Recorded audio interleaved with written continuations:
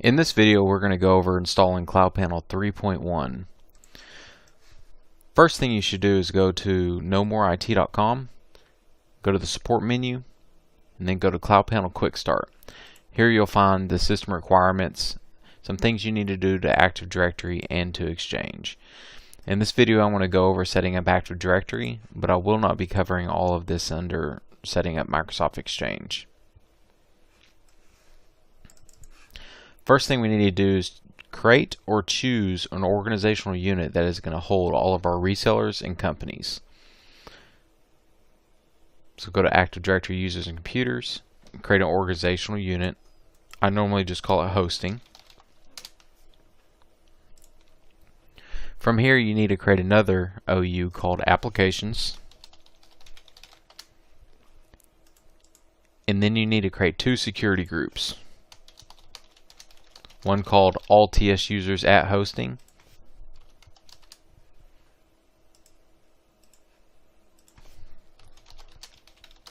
and another called GPO Access at Hosting. These two security groups must exist and must be named exactly as they are shown here. Next step would be to set up Microsoft SQL. You can use SQL Express 2008 R2 or later, or you can use the full version of SQL. Currently, the installer only supports SQL authentication. So what we're going to do is create a login. I'm going to call this CloudPanel Lab, and I'm going to give it password 1. Under server roles, I'm going to give it full access. Now we're ready to install CloudPanel.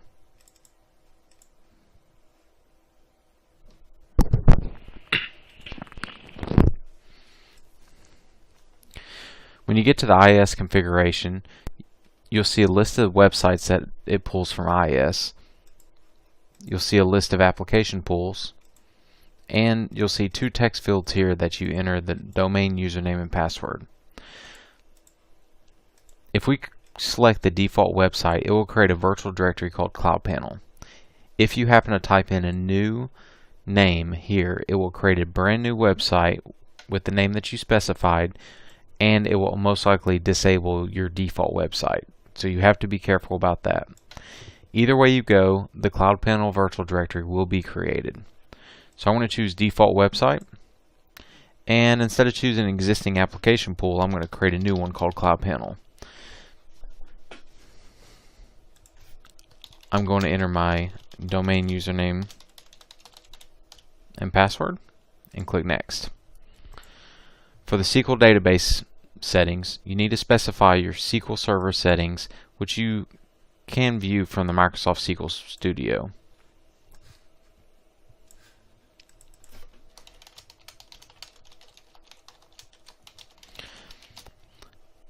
You can type in the database whatever you would like, because it will create a new database for you.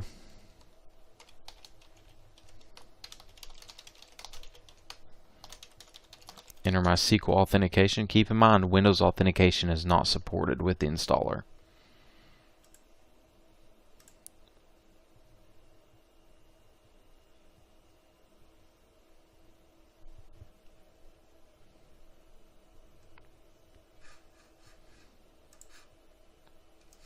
After it finishes installing, you'll notice that the new database is in SQL Management Studio.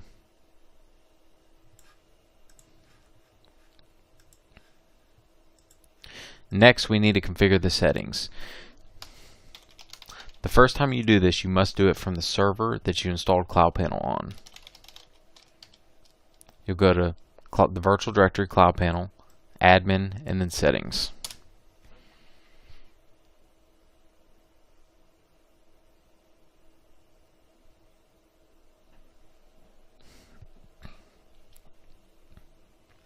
From here, we need to fill in the information that matches your environment. The hosting OU is the distinguished name from the organizational unit that we created earlier. If you're not sure how to find that, you can open Active Directory Users and Computers, go to View, make sure Advanced Features is checked, right-click on your hosting OU, Go to Properties, Attribute Editor, and you'll see the distinguished name listed right here.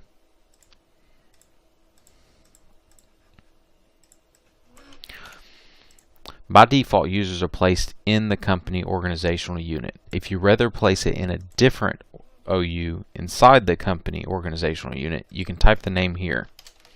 If you leave it blank, it'll just place it in the parent OU.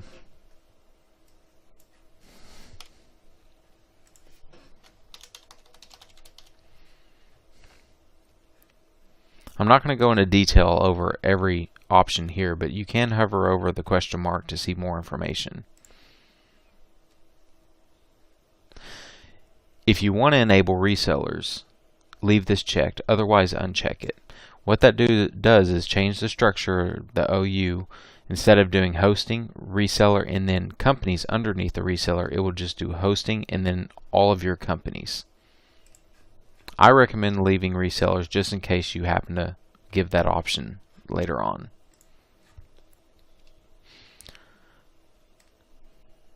For Microsoft Exchange, enter your server. Go ahead and clear out the default value for databases. I recommend choosing basic authentication and choose the options that you want. Do not modify any of the advanced options unless you are sure what you are doing or have contacted No More IT. Let's go through the rest of our settings and let's click Submit. You'll see the settings saved successfully. After you save the settings, we can go over here to the databases under the Exchange tab and click this refresh button. This should query your Exchange and pull in all of your databases. We can go down here and click Submit again to save it again. When you enable basic authentication, you must enable basic authentication using Exchange. Do not go into IIS on the Exchange server and enable this manually. To do this, we'll go to the Exchange server, go to /ECP,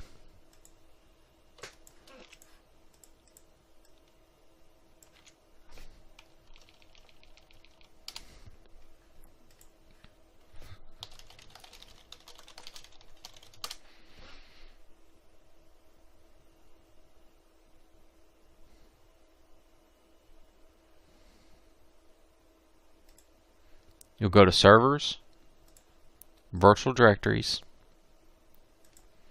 choose PowerShell, open it up and click Authentication, and then make sure Basic Authentication is checked.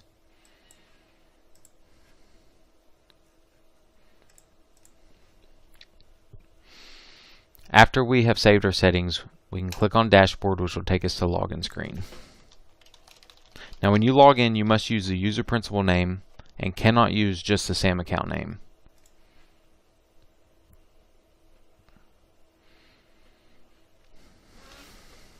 When you log in as a super admin, you will be taken to the dashboard, which will give you an overview of all your companies, resellers, users, and many other options. First thing we need to do is create some plans.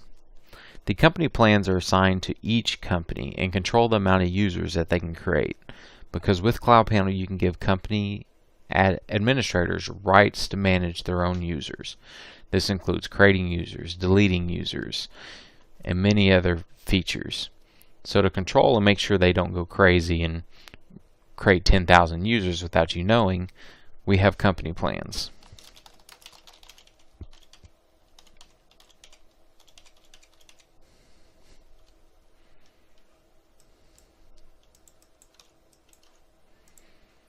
I'm going to create a small company, and I'm going to create a large company plan.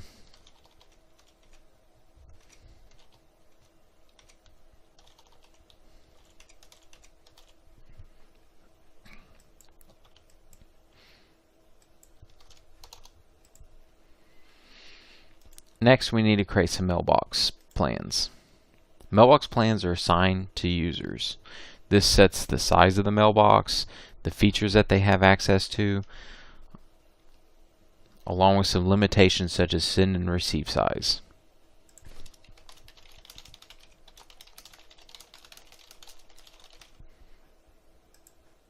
If you're unsure about any of these values, be sure to Google and look up the information or hover over the question mark.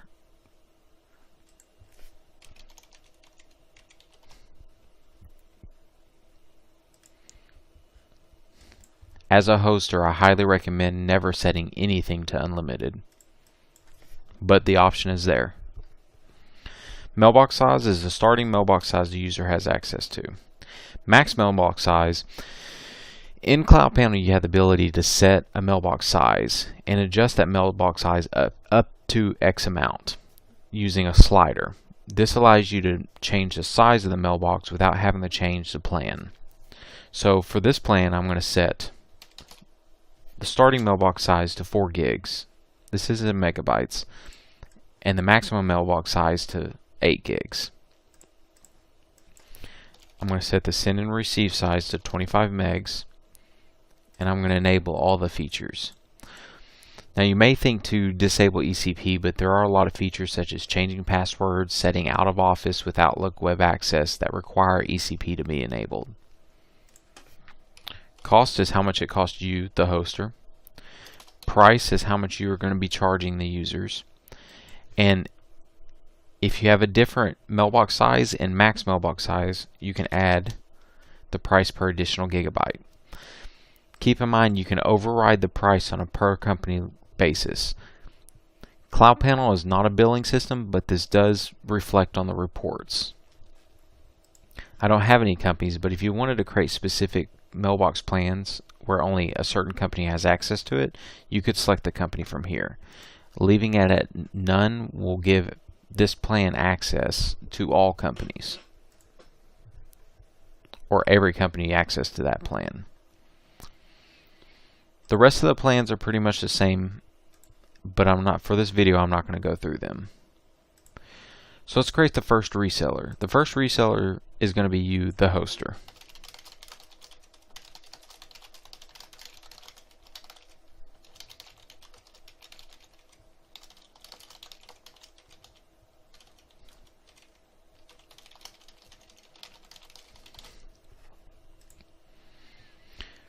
You will notice when I create the first reseller, I can refresh the hosting OU and you will see the reseller listed there. Now CloudPanel uses what we call company codes. It will abbreviate the name based on the company name that you provide. This helps just hide the company names in case someone is able to look at your Active Directory users and computers, which authenticated users have rights to do when you get more into doing VDI. So after we created a reseller, we're going to select it and we're going to create our first company, which most likely is going to be the hoster. We're going to put in the domain name. We're going to choose the company plan that we created earlier. And we're going to fill out the rest of the information.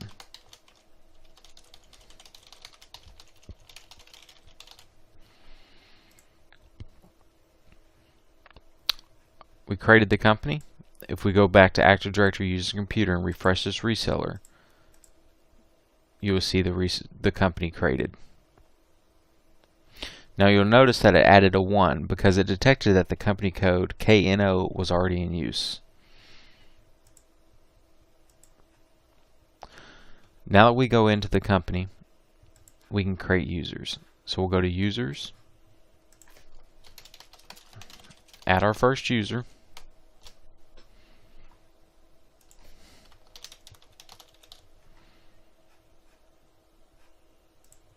save.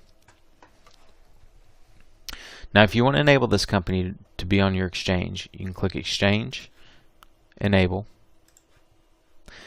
What this is going to do is create all the address list, the global address list, the address book policies, offline address book, and everything else needed for this company to be enabled in your exchange environment. Now that we've done that, everything is created and this company is ready to enable users for hosted exchange. So we'll go to our user, click Edit, click the email. We're going to enable this. Oops, the first thing you'll notice is that the domain field is blank. That is because we need to go to domains and enable which domains that we want to be enabled within Exchange. So we'll choose authoritative. Sorry about that, this is my lab environment which already has this domain. So what I'm going to do is create a new domain for this demo, and I'm going to enable that. Now you'll see it as an accepted domain.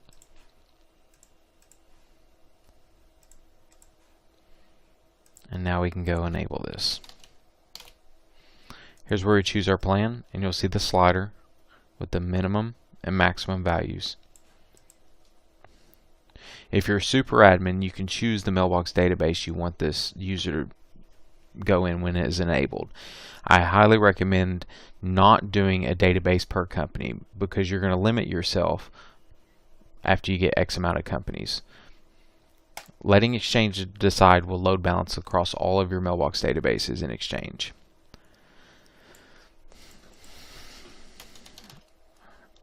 Here we can create email aliases.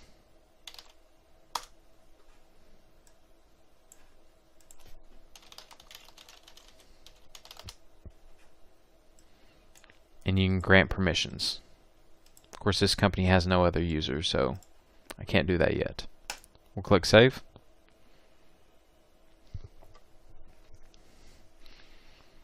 And now you'll see the user is enabled for Exchange.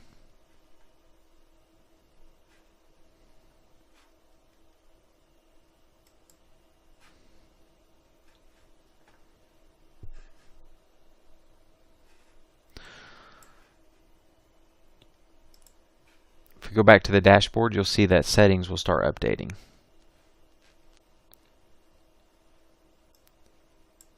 If you do not see a bar graph here for your mailbox databases, you can click the refresh button.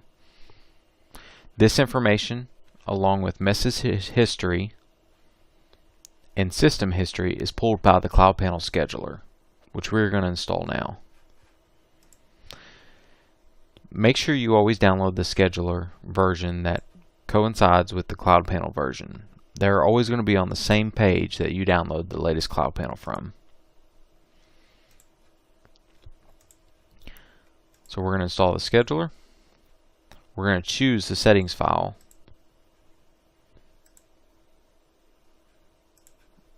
So we'll go to Program Files 86, No More IT, CloudPanel, Config, Settings. The scheduler uses the same settings that are in the CloudPanel application. So I do recommend running the scheduler on the same server as your CloudPanel server. Type in a domain admin. This user needs rights to Exchange and Active Directory. I recommend just using the same user that you configure the application pool for.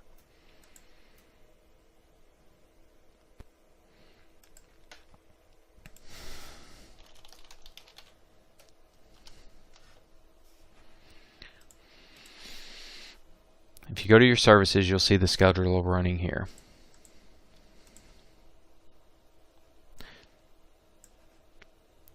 Now the scheduler has its own configuration file for how often it pulls data. So if we go to the scheduler and pull up the scheduler.exe.config file, underneath the application settings, you'll see that you're retrieving database sizes, mailbox sizes, statistics, and retrieve message counts. Here you have the value that is retrieving it in minutes. If you want to go ahead and query, right now you can set all these values to 0.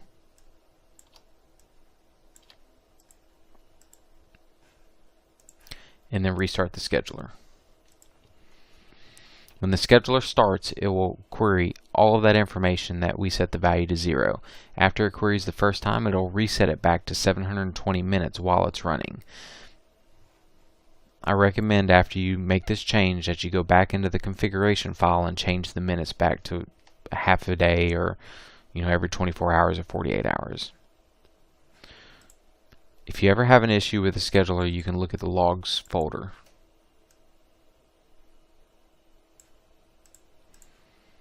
After that has ran, we can go back to the dashboard and we should see some information start populating. This is my lab environment, so I have not sent or received any messages.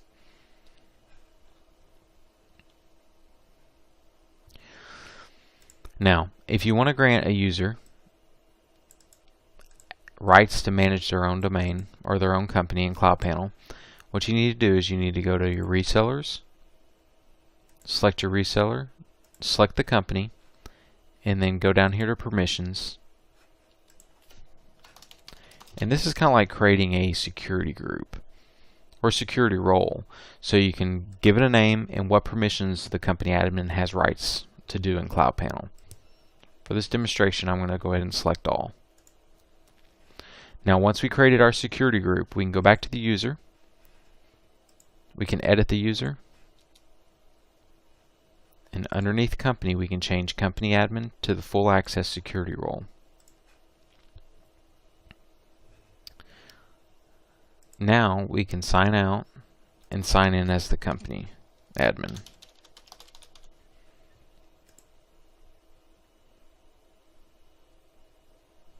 Here you'll notice that they only have access to their company.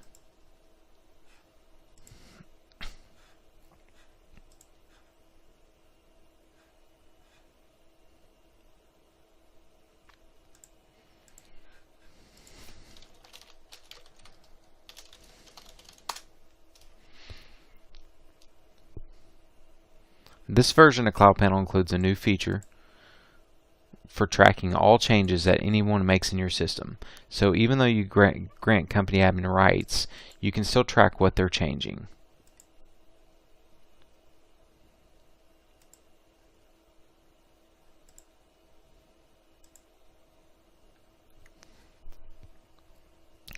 That about covers the installing CloudPanel 3.1 and getting started.